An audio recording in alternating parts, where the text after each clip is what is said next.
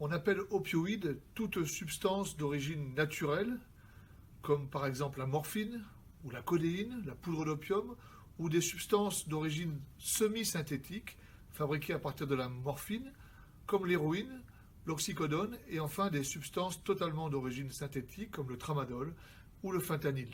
Ces substances opioïdes vont activer des récepteurs opioïdes présents notamment dans notre cerveau. Comment repérer une overdose ou un surdosage en opioïdes? Les deux signes principaux sont une altération de la vigilance qui commence par de la somnolence et peut aller jusqu'au coma. Le deuxième signe important est une diminution de la respiration qui peut aller jusqu'à l'arrêt respiratoire et le décès de la personne. En France, on observe une augmentation du nombre d'hospitalisations pour overdose aux opioïdes de plus 167% depuis 2000.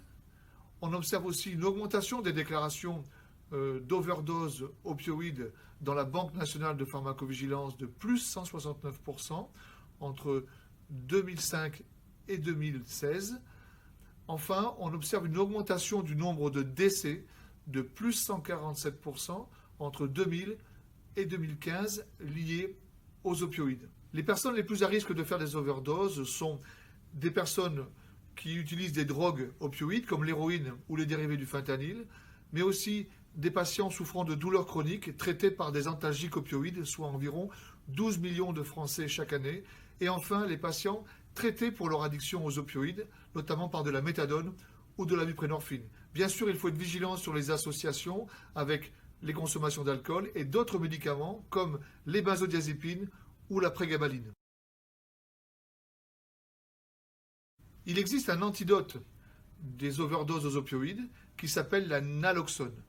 La naloxone est une substance qui est un antagoniste, c'est-à-dire qui va bloquer les récepteurs opioïdes lorsqu'ils sont activés en excès par des substances opioïdes. Cette naloxone a une affinité très importante pour le récepteur, elle provoque le décrochage des substances opioïdes et en 2 à 3 minutes permet de réverser la somnolence et de rétablir une fonction respiratoire correcte. Actuellement, il existe 2 médicaments à base de naloxone disponibles pour le grand public. Tout d'abord, une forme injectable intramusculaire qui s'appelle le Prenoxad, qui est disponible en pharmacie sans ordonnance ou avec ordonnance si on souhaite qu'il soit remboursé. Un deuxième médicament est disponible uniquement dans les structures hospitalières et dans les structures médico-sociales impliquées dans la prise en charge des addictions. Il s'appelle le Nalscu et c'est une forme d'administration intranasale.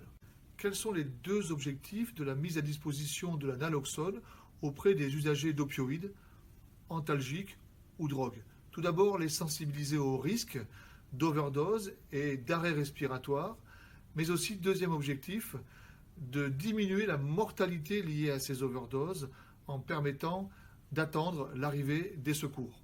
Il faut noter que l'administration de naloxone ne représente aucun danger, même si la personne n'est pas intoxiquée par un opioïde.